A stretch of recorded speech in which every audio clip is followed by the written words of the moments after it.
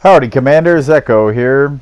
Today we're going to discuss a very first world problem, and that is that the Italian cruisers, they have no role. They have no identity. These boats that were recently introduced in the Vinni Vidi Vici campaign and update cycle, they don't fill a niche. The game in the background is in the Tier 4 Tech Tree Italian cruiser, the Montecaccioli. I'm divvied up with Shadow. He's also in the same boat.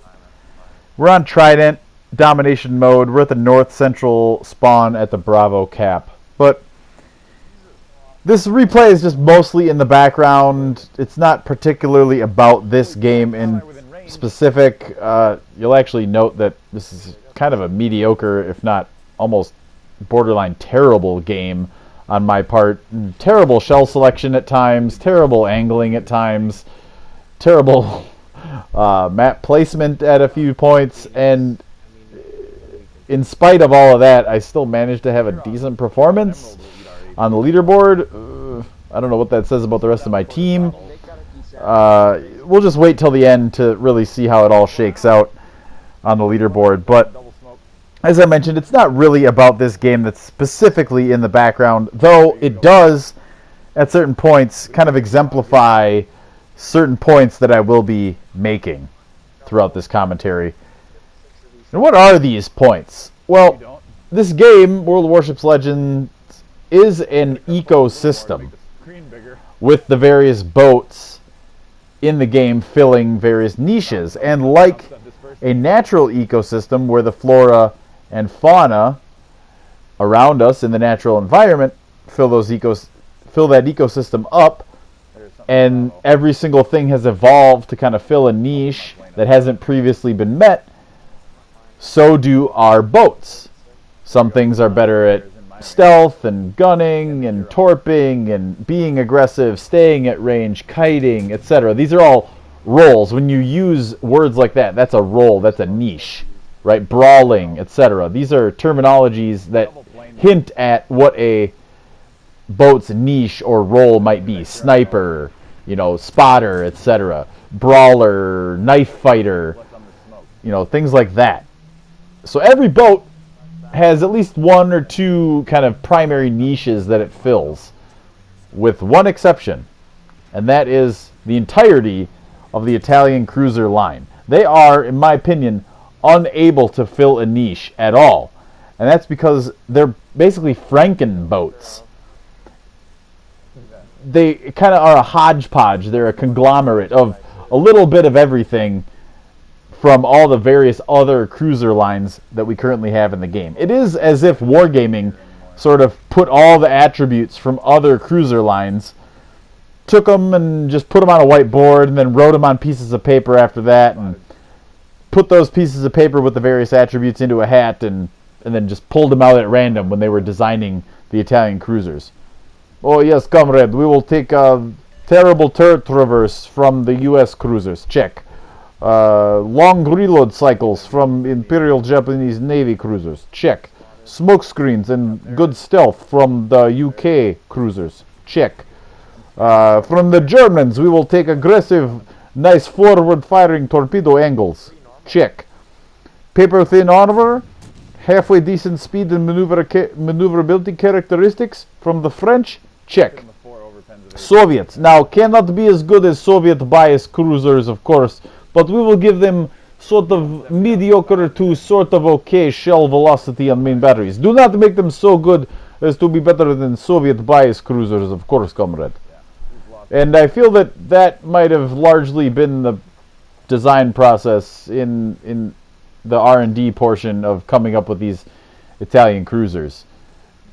None of these various components, and there are a few others, jokes aside, but that's largely kind of how they feel, is they just feel like they got this from this line, that from that line, this other thing from this other line, but none of these parts from the various lines sort of coalesce into a functional whole that lends itself to a decent line of cruisers that have a role.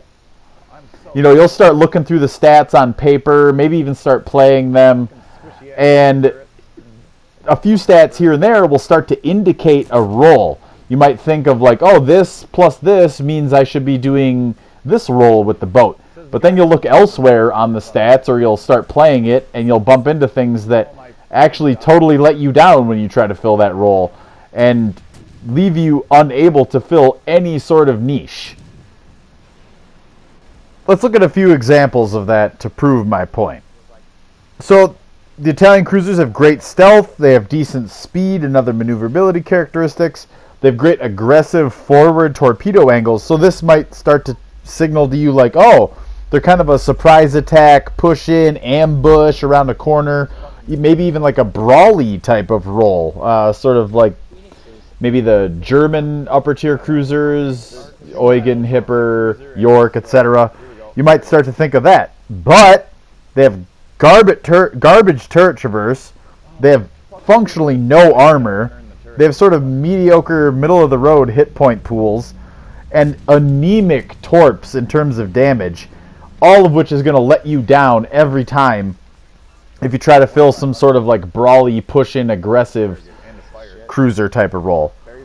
Okay, well, the Italian cruisers have good speed, they have other decent maneuverability characteristics, they have good rearward torpedo angles as well on their turrets. They also have good rearward angles, and they have long torpedo range. Okay, let's make them into kiters, sort of like a IJN, Miyoko, or Megami, or Alba type of torpedo rearward angle, kiting, dodge tank at long range type of role. Sounds great. The problem is, they have absolutely no main battery range.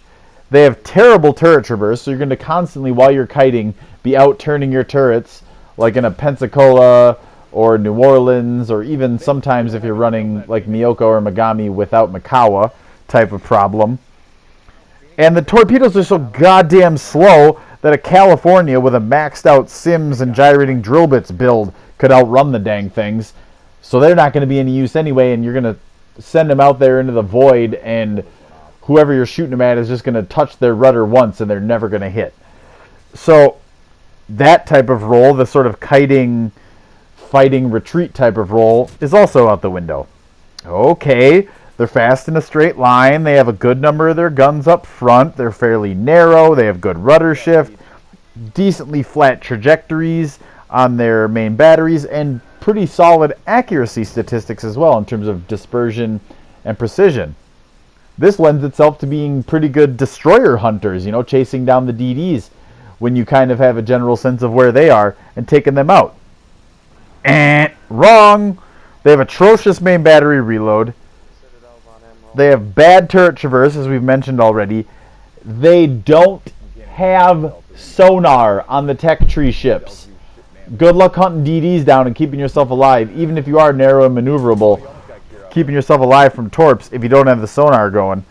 And even if you do catch out a DD and manage to get him spotted, you have anemic HE damage, so you're going to get one reload off.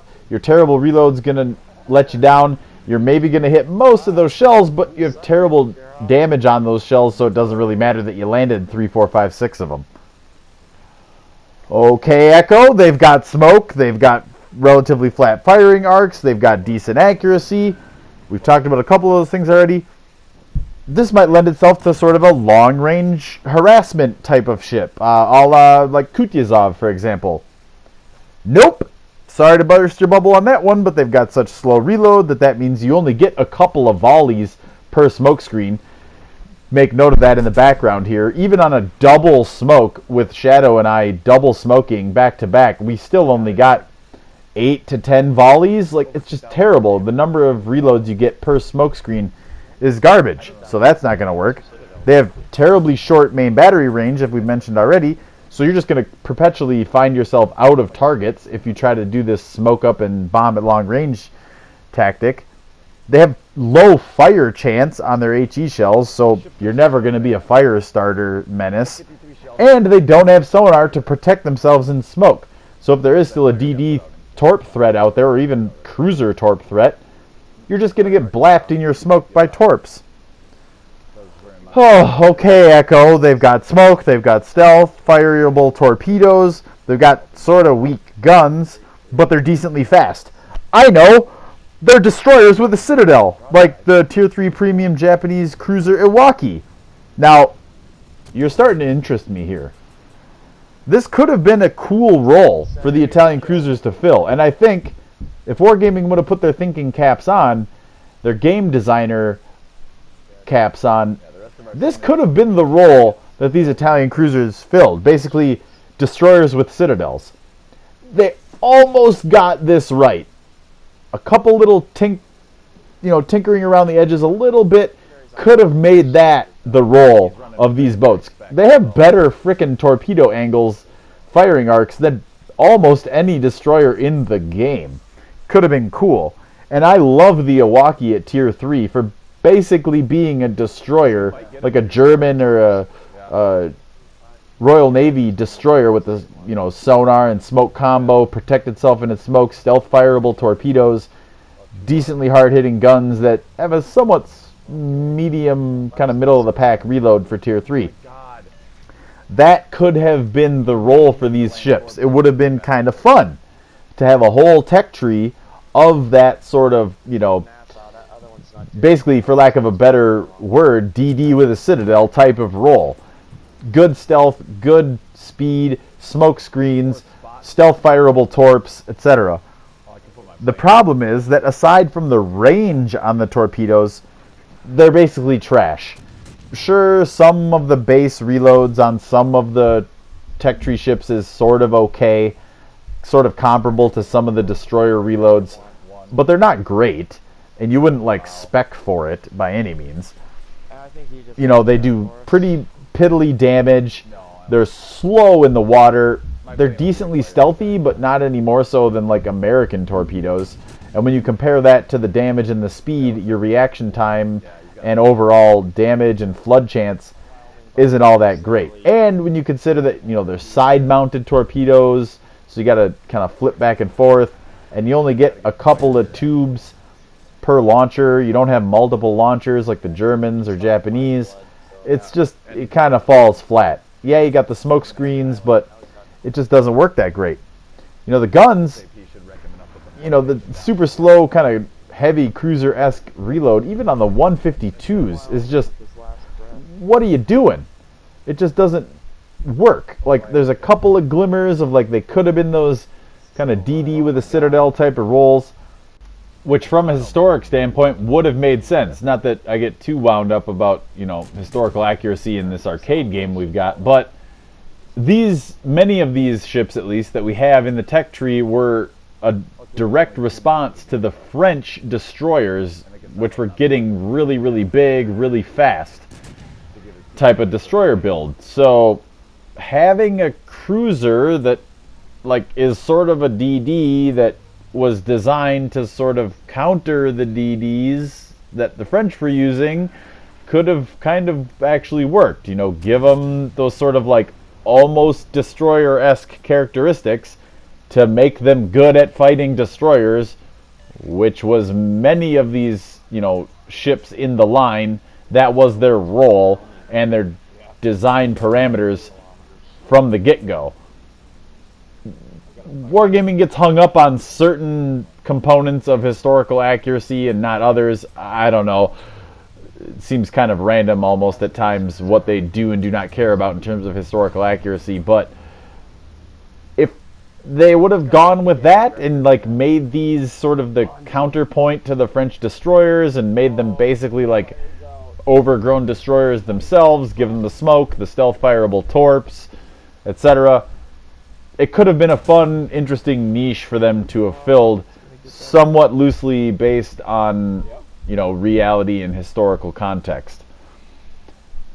Well, alright, Echo, you've made a good point of, these are basically dead-on arrival type boats. They've got next to nothing in terms of fun, usable, functional characteristics. They serve no role. They serve no purpose. They fill no niche. So what? What's your point? Well, I guess this end couple of minutes here, I'm just going to throw out a couple of ideas that they could maybe change. They've already sort of hinted at in a couple of live streams and blog posts and other official sources that some things about the Italian cruisers may change. And I think we're, sort of seeing the effects of COVID and a sort of global slowdown of economies and workplaces and things like that, which is totally understandable. These ships feel like they were half-baked, and hopefully in the future they'll finish baking them, to continue that analogy. So, a couple of ideas real quick to maybe change up these Italian cruisers, give them a little bit more of a well-defined role. They could go in a couple of different ways. One, they could give them better reload, give them sonar, and actually slightly nerf the shell damage a little bit more. So you stack that shell damage with a reload, make them more DPM sonar type boats. Two, they could be given longer main battery range and a little bit better traverse, faster torpedoes, and they could be turned into halfway decent sort of kiting type of cruisers. And lastly, three, a little bit kind of the most radical, they could be given their own gimmick. Many of the cruisers in the game have quote-unquote gimmicks. Give the Italians rolling smoke. Make them long bloom or puff times. Make those blooms or puffs more frequent so that they keep up with the ship when it's moving at half, three-quarters, maybe even full throttle speed.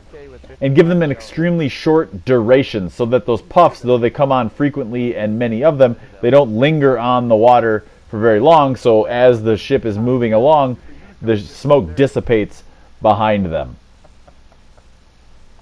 Well, you see there, Shadow and I took top 2 spots on the leaderboard, which I think says more about our team than it does about the performance capabilities of these ships, because as you can see here, even with a full offensive build, 91 shell hits, 2 fires, one of which stuck for its duration on a cruiser, we still only managed like 30,000 damage, just about 31,000. It's pretty terrible in my book. Well, let me know in the comments below what y'all think about this. Could anything even be done to fix these Italian cruisers? What do you think's wrong with them in the first place? Were they dead on arrival, as I said earlier? Or do you think they're worth salvaging and worth giving a shot? I, for one, think that with just a couple of tweaks, they could potentially be salvaged. Well, thanks an awful lot for listening, everybody. I greatly appreciate it. And as always, stay salty, Commanders.